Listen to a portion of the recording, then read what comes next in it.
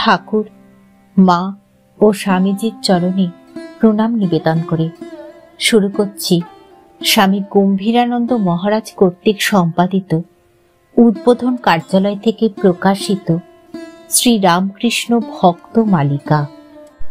ভগবান শ্রী রামকৃষ্ণদেবের অন্তরঙ্গ ও বিশেষ কৃপাপ্রাপ্ত ভক্ত মণ্ডলীর সম্বন্ধে এই গ্রন্থে বর্ণনা রয়েছে। সর্বপ্রথমে পাঠ করব শ্রী রামকৃষ্ণদেবের পরম ভক্ত জগৎবিখ্যাত স্বামী বিবেকানন্দের কথা। আজ দ্বিতীয় পর্ব। নেতৃত্বের ভাব নরেন্দ্রের স্বভাব সিদ্ধ ছিল। বালকদের সহিত রাজা প্রজা ক্রীড়ায় তিনি রাজা সাজিয়া মন্ত্রী সেনাপতি প্রভৃতিকে বিভিন্ন কার্যে নিয়োগ করিতেন। দস্যুর বিচারে বসিয়া শান্তিদিগকে আদেশ দিতেন, দুরাত্মার মুণ্ডচ্ছেদ করো। দুরাত্মা তখনই তীর বেগে দত্তবাড়ির সদর দরজা পার হইয়া ঊর্ধ্বশ্বাসে ধাবিত হইত। পশ্চাতে রক্ষীরাও ছুটিত। ইহাতে দ্বীপ প্রহরে নিদ্রাতুর ভৃত্যেরা চমকিত হইয়া উঠিত এবং বালকদের দৌরাত্ম্য নিবারণের জন্য তাহাদের পশ্চাৎ অনুসরণ করিত। এদিকে সিংহাসনে উপবিষ্ট নরেন্দ্রের নিকট সমস্ত কৌতুকটি বড় উপভোগ্য হইত। আবার সঙ্গীদের প্রতি তাহার সখ্য শত ভাবে প্রকাশ পাইত। একবার চরকতলা হইতে মহাদেব ক্রয় করিয়া তিনি জনৈক বন্ধু সহ ফিরিতেছেন। প্রায় অন্ধকার হইয়া আসিয়াছে। অকস্মাৎ একখানি ঘোড়ার গাড়ি দ্রুত বেগে আসিয়া পড়িল। নরেন্দ্র পশ্চাতে চাহিয়া দেখেন সঙ্গীটি প্রায় অশ্ব পদতলে। অমনি প্রত্যুৎপন্ন মতিত্ব সহায়ে মহাদেবকে বাম কক্ষপুটে স্থাপন পূর্বক দ্রুত বেগে বালকের পার্শ্বে উপস্থিত হইলেন এবং ক্ষিপ্র হস্তে টানিয়া লইয়া তাহার প্রাণ রক্ষা করিলেন। নরেন্দ্রের যখন 7-8 বৎসর বয়স, তখন তিনি সদল বলে মেটেবুরুজে লক্ষ্ণৌয়ের নবাব ওয়াজিদ আলী শাহর পশুশালা দেখিবার জন্য চাঁদপাল ঘাটে নৌকায় ওঠেন। ফিরিবার পথে নৌকা ভ্রমণে অনভ্যস্ত একটি বালক নৌকায় বমি করিয়া ফেলিলে মাঝি বালকদিগকে উহা স্বহস্তে পরিষ্কার করিয়া দিতে বলে, কিন্তু তাহারা পয়সা দিয়া বলে সে যেন উহা অপরের দ্বারা করাইয়া লয়। পরন্তু মাঝি কটূক্তি করিতে থাকে এবং ঘাটের নিকটে আসিয়া ভয় দেখায় যে ওই কার্য সমাধান না হইলে নৌকা তীরে ভিড়াইবে না।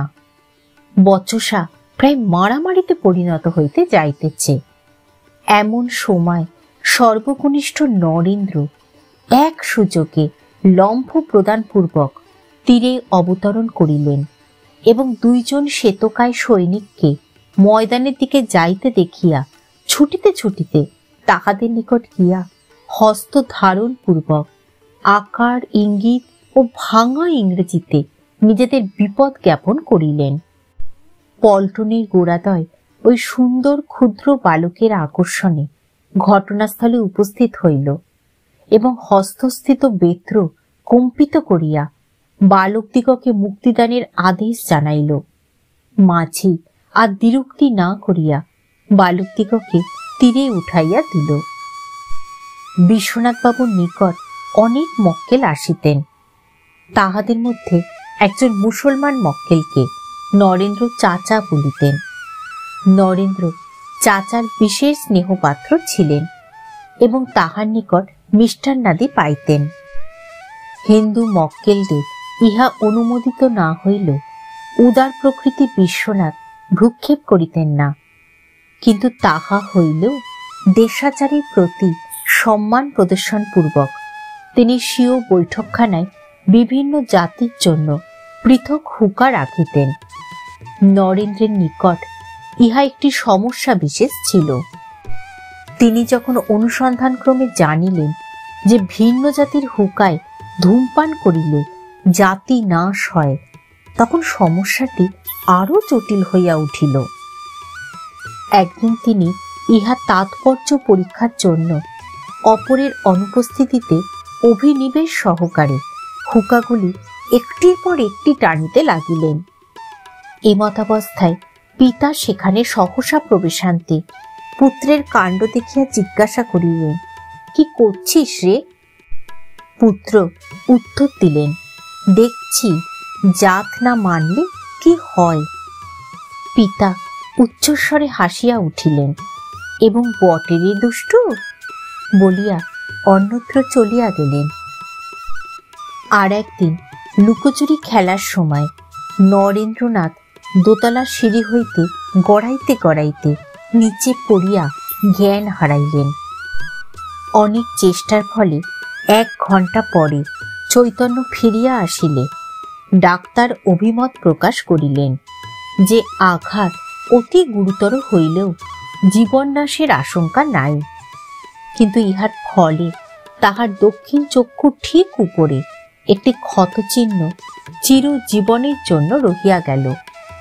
পরমহংসদেব পরে বলিয়াছিলেন, যদি সেদিন ওই রকমে ও শক্তি না কমে যেত তাহলে পৃথিবীটা একেবারে উলটপালট করে ফেলত। 7ম বর্ষ বয়সে মেট্রোপলিটন স্কুলে প্রবেশান্তর খেয়ালি বালক নরেন্দ্র ইংরেজি শিক্ষায় সম্পূর্ণ অসম্মতি জানাইয়া বলিলেন, ও বিদেশি ভাষা ও শিল্প কেন? সকলে নানাভাবে বুঝাইয়াও বিফল মনোরথ হইলেন। কিন্তু কয়েক মাস পরে তিনি নিজেই আগ্রহ সহকারে পাঠ আরম্ভ করিলেন এবং অচিরেই বিশেষ ব্যুৎপত্তি লাভ করিলেন। পাঠাভ্যাসের সঙ্গে সঙ্গে অল্প বয়সেই তিনি মুষ্টিযুদ্ধ ও শরীরচর্চায় পারদর্শী হইয়াছিলেন। বালকদের নায়ক রূপে তিনি তাহাদের মারামারিতে মধ্যস্থতা করিতেন এবং পুরস্কার স্বরূপ পাইতেন উভয় পক্ষের অনভিপ্রেত আঘাত। আবার আপদ বিপদেও তিনি তাহাদের পার্শ্বে দাঁড়াইতেন। একবার সমবয়স্কদের সহিত কেল্লা দেখিতে গিয়াছেন। অকস্মাৎ একটি ছেলে অসুস্থ বোধ করিয়া বসিয়া পড়িলে অপর বালকেরা কিছু হয় নাই ভাবিয়া উপহাস করিতে লাগিল এবং তাহাকে ফেলিয়া চলিয়া যাইতে উদ্যত হইল। নরেন্দ্র কিন্তু গাড়ি ডাকিয়া বালকটিকে উহাতে বসাইয়া গৃহে লইয়া গেলেন। নরেন্দ্রের সাহস এবং অনুসন্ধিৎসাও ছিল অপূর্ব। প্রতিবেশী এক বালকের বাটিতে চম্পক বৃক্ষের শাখায় পদদ্বয় সংলগ্ন করিয়া মুক্ত হস্তে নত মস্তকে দুলিতে তিনি আনন্দ পাইতেন। একদিন বাড়ির বৃদ্ধ কর্তা ক্ষুদ্র বালককে তদবস্থায় দেখিয়া সন্ত্রস্তভাবে নিষেধ করিলেন। নরেন্দ্র অমনি কারণ জানিতে চাহিলেন। বালককে সম্পূর্ণ নিরস্ত করার আশায় বৃদ্ধ ভয় দেখাইলেন। ও গাছে ব্রহ্মদত্তি আছে, যারাও গাছে চড়ে তাদের ঘাড় মোটকে দেয়। নরেন্দ্র আপাতত নীরব রহিলেন, কিন্তু বৃদ্ধ চলিয়া যাইবা মাত্র পুনর্বার পরীক্ষার্থ বৃক্ষে উঠিয়া ঠিক আগেরই মতো দুলিতে লাগিলেন। কিন্তু ব্রহ্মদৈত্যের আগমনের লক্ষণ দেখা গেল না। সাথী তাহাকে বারণ করিলে বলিলেন, তুই ছোড়া আহাম্মক, একজন বলে গেল আর অমনি বিশ্বাস করতে হবে? যদি বুড়োর কথা সত্যি হতো তাহলে অনেকক্ষণ আমার ঘাটটা মুচড়ে যাওয়া উচিত ছিল। হয়তো এরূপ ঘটনা স্মরণ করিয়াই উত্তরকালে স্বামী বিবেকানন্দ বলিয়াছিলেন, ছেলেবেলায় আমি বড় ডান পিটে ছিলাম, তা না হলে কি আর একটা কানা করি সঙ্গে না নিয়ে দুনিয়াটা ঘুরে আসতে পারতুম রে। নরেন্দ্রনাথের সাহসের দৃষ্টান্ত আরো বহু আছে, তন্মধ্যে 2-1টা বিশেষ উল্লেখযোগ্য। নরেন্দ্রের বয়স যখন 11 বৎসর, তখন সিরাপিস নামক ড্রেডনট জাতীয় একখানি যুদ্ধ জাহাজ কলকাতায় আসে। নরেন্দ্র সঙ্গীতের সহিত উহা দেখিতে যাইয়া জানিলেন যে চৌরঙ্গিতে বড় সাহেব থাকেন, তাহার অনুমতি আবশ্যক। বড় সাহেবের অফিসে উপস্থিত হইলে চাপরাশি ক্ষুদ্র বালককে তাড়াইয়া দিল। নরেন্দ্র পরাজয় মানিতে প্রস্তুত ছিলেন না। তিনি দেখিলেন বাটির পশ্চাৎভাগে যে লৌহময় সোপান শ্রেণী আছে, উহা বড় সাহেবের গৃহাভিমুখে উঠিয়াছে। অমনি ওই পথে সাহেবের গৃহ সম্মুখে উপস্থিত হইয়া অপেক্ষমান সকলের সহিত শ্রেণীবদ্ধভাবে দাঁড়াইলেন এবং যথাকালে সাহেবের অনুমতিপত্র লইয়া নিচে নামিলেন। বহির্দ্বারে ব্যঙ্গোচ্ছলে চাপরাশিকে অনুমতিপত্র দেখাইলে সে সব বিস্ময়ে বলিল, ক্যাইসে উপর ক্যায়ে। বিজয়ে উল্লসিত নরেন্দ্র মুখভঙ্গি সহকারে বলিলেন, হাম জাদু জানতা। নরেন্দ্রদের পাড়ার শ্রীযুক্ত নবগোপাল মিত্র মহাশয়ের একটি জিমন্যাস্টিকের আখড়া ছিল। নরেন্দ্র বয়স্যদের সহিত সেখানে ব্যায়াম অভ্যাস করিতেন। একদিন ট্রাপিজের দারুময় ফ্রেম খাড়া করিতে বালকগণ গলৎঘর্ম, অথচ প্রতিবারে ব্যর্থ মনোরথ হইতেছে দেখিয়া পথচারী এক বলবান ইংরেজ নাবিক তাহাদের সাহায্যে অগ্রসর হইল। তাহার সহায়তায় ফ্রেম অনেকটা ঊর্ধ্বে উঠিল, কিন্তু হঠাৎ ফ্রেমের একটি পদ নাবিকের কপালে সজোরে লাগিয়া তাহাকে সংজ্ঞা শূন্য করিল এবং ক্ষতস্থান হইতে রুধিস্রাব আরম্ভ হইল। অবস্থা দেখিয়া বালকগণ পুলিশের ভয়ে যে যেদিকে পারিল পলাইল। প্রত্যুত নরেন্দ্র নাবিকের শুশ্রূষায় নিরত রহিলেন এবং নবগোপালবাবু ও চিকিৎসকদের সাহায্যে তাহাকে ট্রেনিং একাডেমি বিদ্যালয়ে 1 সপ্তাহ রাখিয়া নিরাময় করিলেন। অতঃপর পাথেয় বাবদ চাঁদা সংগ্রহ করিয়া নাবিকের হস্তে প্রদানপূর্বক তাহাকে বিদায় দিলেন। বিদ্যালয় পাঠাভ্যাসের সহিত স্বগৃহে মাতা ভুবনেশ্বরী ও পিতা বিশ্বনাথের নিকট নরেন্দ্রের নানাবিধ শিক্ষা চলিতেছিল। বিশ্বনাথের শিক্ষা প্রণালীর একটা নিজস্ব ধারা ছিল। একদিন নরেন্দ্র মাতার সহিত বচসা করিতে করিতে হঠাৎ একটি কটু কথা বলিয়া ফেলিলেন। বিশ্বনাথ সাক্ষাৎ তিরস্কার না করিয়া নরেন্দ্রের গৃহদ্বারের উপরিভাগে কয়লা দ্বারা লিখিয়া রাখিলেন, নরেন্দ্রবাবু তাহার মাতাকে অদ্য এই সকল কথা বলিয়াছেন। উদ্দেশ্য, নরেন্দ্রের বয়স্যগণ উহা পড়িবে এবং নরেন্দ্র তাহাতে লজ্জিত হইবেন। বন্ধুবান্ধব ও আত্মীয় স্বজন লইয়া আমোদ আহ্লাদ করিতে বিশ্বনাথের বহু অর্থ ব্যয় হইত। অনেক দুঃসম্পর্কীয় আত্মীয় তাহার গৃহে থাকিয়া অন্ন ধ্বংস করিতেন, এমনকি নেশা ভাঙেরও পয়সা পাইতেন। জ্ঞানোন্মেষ হইলে নরেন্দ্র যখন ইহাতে আপত্তি জানাইলেন, তখন বিশ্বনাথ বলিলেন, জীবনটা কত দুঃখে তা এখন কি বুঝবি? যখন বুঝতে পারবি তখন এই দুঃখের হাত থেকে ক্ষণিক নিস্তার লাভের জন্য যারা নেশা ভাঙ করে তাদের পর্যন্ত দয়ার চক্ষে দেখবি। পুত্রকে উপদেশ দিতে যাইয়া পিতা কখনো তাহার স্বাধীন চিন্তা ব্যাহত করিতেন না। সূত্র ধরাইয়া দিয়া ও বিধি বিষয়ে অনুসন্ধিৎসা জাগাইয়া তিনি নিশ্চিন্ত থাকিতেন। সুতরাং স্বাধীন চেতা বালক নরেন্দ্র যখন একদিন দ্বিধাশূন্যভাবে পিতাকে জিজ্ঞাসা করিলেন, আপনি আর আমার জন্য কি করেছেন? তখন পিতা বিরক্ত না হইয়া বলিলেন, যা আরশিতে একবার নিজের চেহারাটা দেখকে, তাহলেই বুঝবি।